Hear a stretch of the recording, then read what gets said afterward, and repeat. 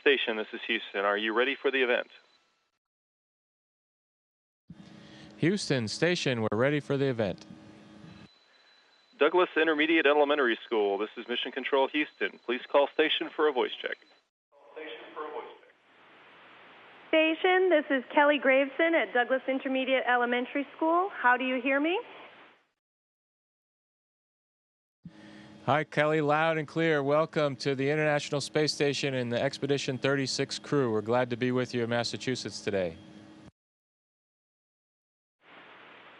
Thank you so much for the honor of speaking with us. Before I introduce the first student, I wanted to let you know that some of us saw astronaut Stephen Bowen on Friday, and he said to say hello to all of you, and that, Chris, you need to get your hair cut again. I'd like to introduce Erin with our first question.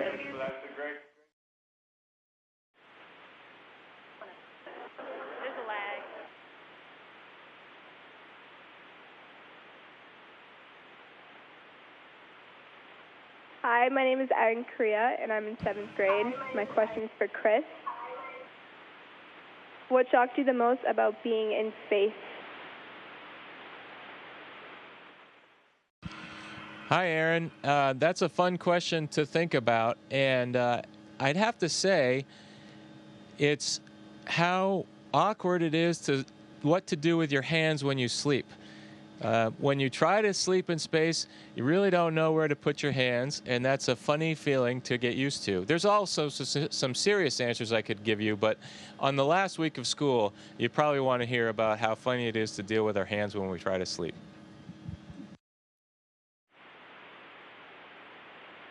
Hi, my name is Ryan Dixon, and I'm in 6th grade. This question is for Karen. And what is your favorite time of day in space? Hi, Ryan. Actually, there are a lot of favorite times. It's fun all the time here. Even when we're working, the time is enjoyable. But I have to say, it is nice to be able to take the time and look down at our Earth and take pictures. It's just something, obviously, that you don't get to do when you're on the Earth, see it from that vantage point. So of all the favorite times, I think that is my most favorite. Hi, I'm Jonathan Payne. My question is for Luca, and what does it feel like when you first wake up in the morning? So that's a very good question, because in space we only get fatigued when we're doing something very physical, like working out or running on our treadmill, lifting weights in our special machine. The rest of the time your body is floating about, is really rested. So when I wake up in the morning, I feel completely rested, and I'm just ready for another day here on the station.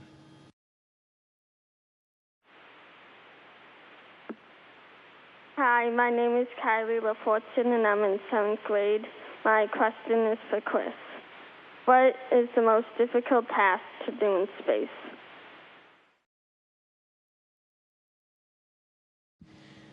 Well, I think the most difficult task is the one you're doing right now. Because any given time up here in space, we could do something that could possibly hurt ourselves, or more frequently do something incorrect to the space station. So it's really hard when you have to focus like that all day long.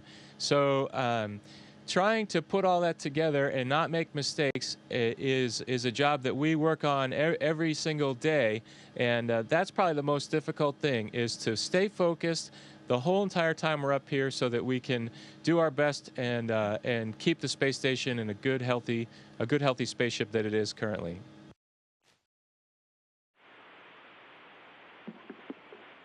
Hi, my name is Nolan Beckwith. I'm in 6th grade, and my question is for Karen. If you had the opportunity, would you like to live in space for the rest of your life?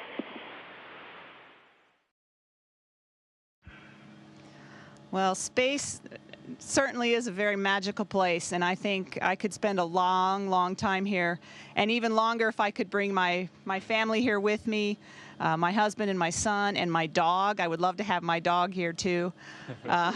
So it would be hard to live here for the rest of my life without the things that I love dearly, like those that I mentioned.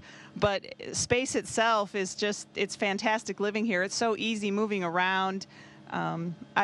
What would be hard is living here for many, many years and then going back to Earth where there's gravity. Your body would certainly adapt to there being no gravity, and I think you would have a hard time living on Earth again then.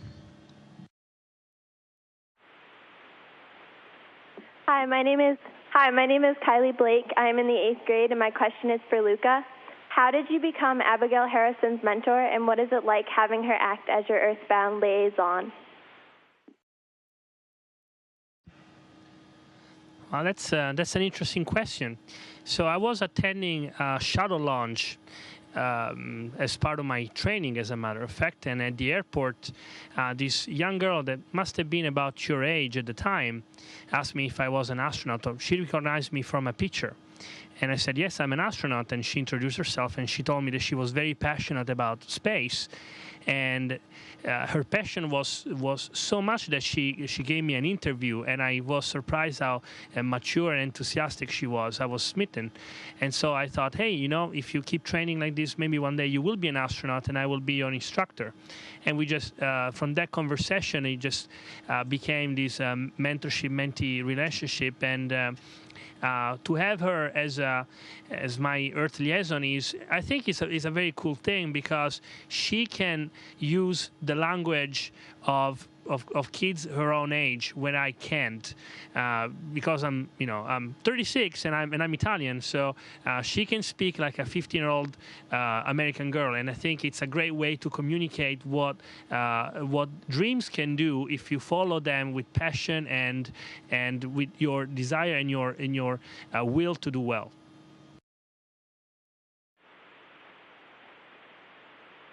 Hi, my name is Jared Aya, and I'm in the 7th grade, and my question is for Chris. What are the immediate effects of weightlessness on the body?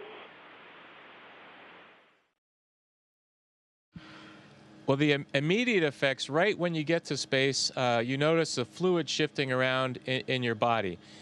We have to pee out a bunch of extra fluid, and some moves up to your head, so you get some stuffiness in your sinuses, and your nose kind of runs for maybe a day or two, and then that kind of goes away as your body gets more used to it. And then over a period of a few weeks, your legs get used to not having the weight on them. Like Luca was saying, your muscles kind of can rest for a while. So what I've noticed is tightness and stiffness in my leg muscles that I really need to pay attention to when we do our exercises, and to stretch a little bit, because I can really tell that they're getting tight.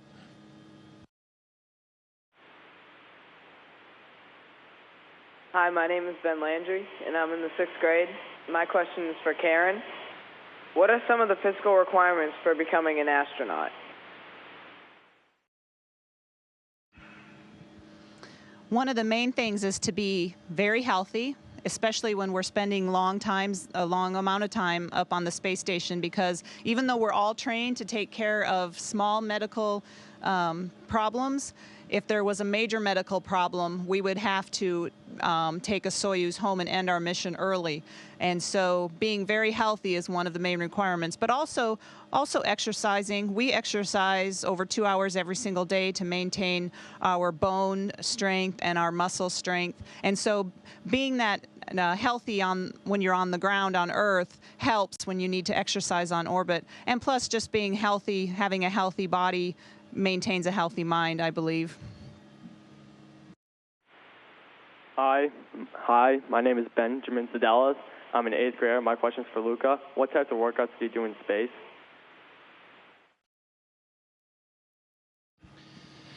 So just going back to what Karen just said, we work out about 2 hours every day. So we have 3 kinds of machines here on orbit that we can use. One is a sort of a bicycle. The only difference is that we don't have a seat and we don't have handles, because in space you float, so all you have to do is strap into your pedals and start pedaling. And that, for me, is actually the hardest exercise, because it's a very hard, it's really hard on your muscles and on your heart. The second machine that we use is a treadmill. And it's fantastic, because what we do, we have this vest that we wear with bindings, so that we can simulate gravity and stay put when we run on this treadmill, and we can vary the speed so that to exercise our legs and our heart at different levels. And the third machine is called ARED. It's a resistive device. With that, even though we are in weightlessness here, we can simulate weights. And so we can lift weights. We can do squats and shoulder press and bench pressing. Basically, most of the exercises that we do on the ground, we manage to do here on orbit, so that we can keep our body healthy. Hello, my name is Josh Sear, and I'm a 7th grade student. My question is for Chris. What is your favorite part about being an astronaut?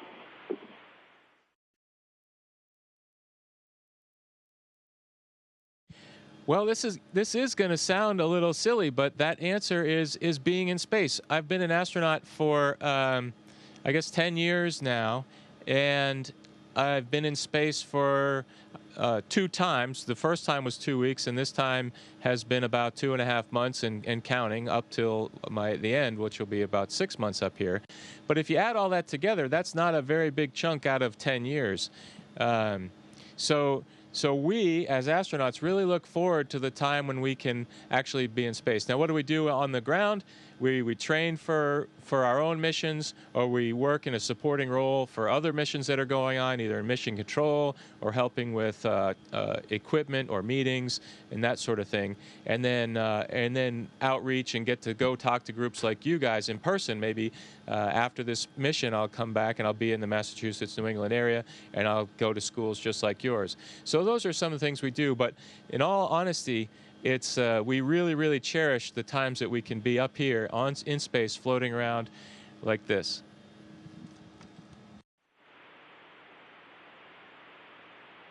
Hi, my name is Lauren Casper, and I'm in 8th grade. This question is for Karen. How do you wash your long hair in space? She doesn't. Well, I've been getting that question a lot. I wash my hair about twice a week, and I leave it out kind of like this, like it is now. And we have some no-rinse shampoo, which I like to use water with. I don't want to use just the shampoo. And so I squirt some of the shampoo onto my scalp, and I rub it in real good. Sometimes I'll take a washcloth to help rub it in, and then I'll squirt some warm water and kind of work it out to the tips of my hair, and then scrub a little more, and then take a dry towel and dry it, comb it, and voila, clean hair.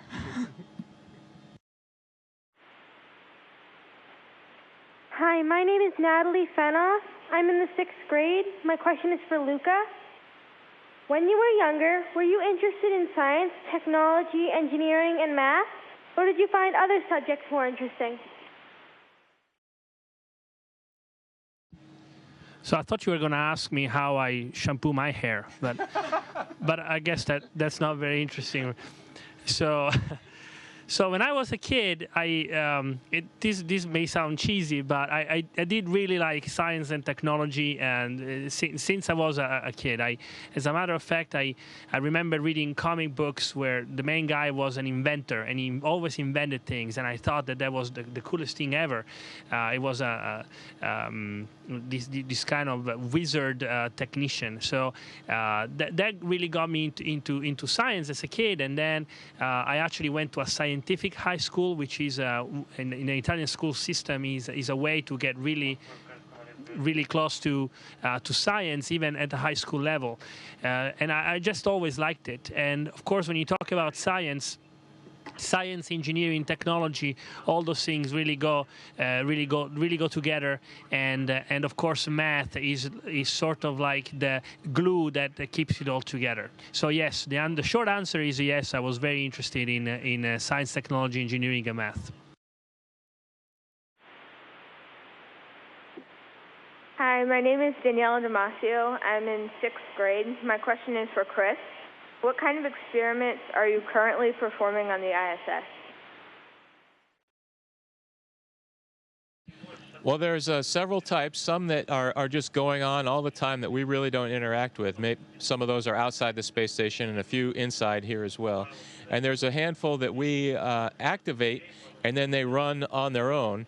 And then a few that we are active participants in each time the experiment goes. And an example of those are medical experiments, perhaps with ultrasound of our spines or various other things.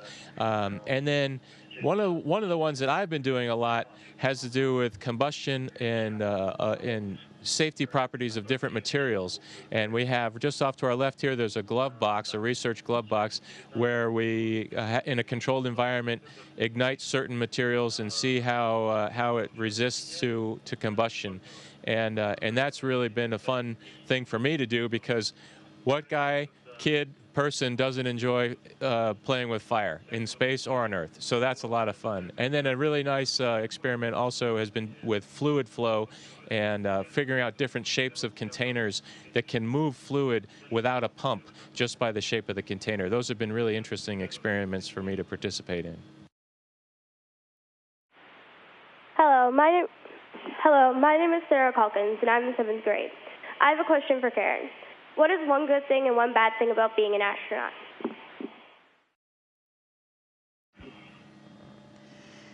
It's easy to say the good things. The one good thing, we get to fly in space. Like Chris was talking about earlier, just being here is absolutely fantastic. This is an opportunity that very few people on our planet Earth get, and we are very, very fortunate to be some of the lucky few. One of the bad things, it requires time away when our training, time away from home and your family, and then obviously now, not unlike folks in our military that have to spend time away from their families. So I think that would be the least the worst thing about being an astronaut, is having to be away from home. Hello, my name's Althea Smith. I'm an 8th grader, and my question is for Luca. How much time do you spend on the computer or using social media?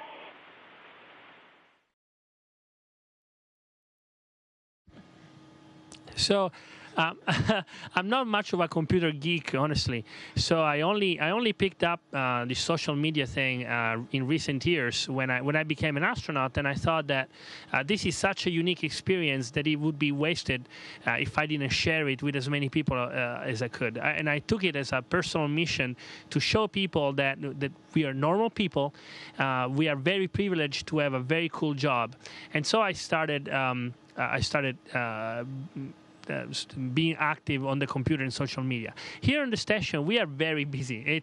It's incredible how time flies. So we only spend, I can only spend about half an hour throughout the whole day, about half an hour on the computer, trying to update my status and keep people up with what we are doing here on the station, and to post pictures of the Earth, which is the most magnificent sight I've ever seen.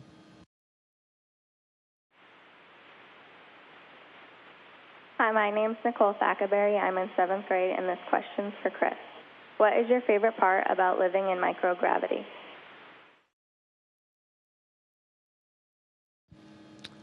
Let's see. I think just getting used to how lightly you can push and go places. When I first got here, I wanted to push really hard, and feeling like I needed to use the same amount of force that you use on Earth to walk somewhere, for instance. And as I've been here longer, it's really been neat to to experiment with just how little you can push off and go places. And just imagine if in the room that you're sitting right now, instead of all of you on your chairs in your gymnasium or auditorium, everyone's floating around and crashing into each other in that room. How fun it would be. And that's kind of how it is up here. We have crashes. Right now we're very calm and coordinated in front of you. But when the camera's off, we come crashing in and have to get used to traveling up here in zero gravity. So that's the most fun thing, is just floating around. Hi, my name is Megan Briggs. I'm in 8th grade, and my question is for Karen. Since you and your husband are both astronauts, do you think that your son Jack would want to be an astronaut too, and would you want him to be? Well, Jack right now is 3 years old. So it's really hard to say what he's going to end up doing. We're getting indications that he is technically minded to some degree, but that's kind of hard to tell by a 3-year-old. But my hope for him is that he finds something that he's passionate about, whatever it is, whether it be space or something else. Space to him might become such an ordinary thing that he doesn't find it the same passion about it that I did when I was a kid. So like I said, my hope for him is that he finds something that he's passionate about and that he finds the drive to work hard at it, and we'll be there to help him as much as we can in whatever he chooses to do. This is Kelly Gravison again. I just wanted to thank you so much for taking time out of your busy and important schedules to talk to us. Chris or Karen or Luca, we'd love to have you come visit us in Douglas anytime. We'll set it up. And we wish you luck as you continue your mission, and we look forward to your safe return home.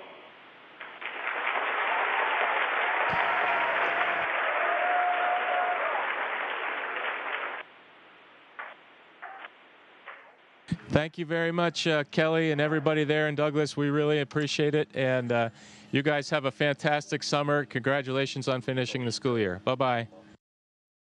Station, this is Houston ACR. Thank you. That concludes the event. Thank you, Douglas Intermediate Elementary School. Station, we are now resuming operational audio communications.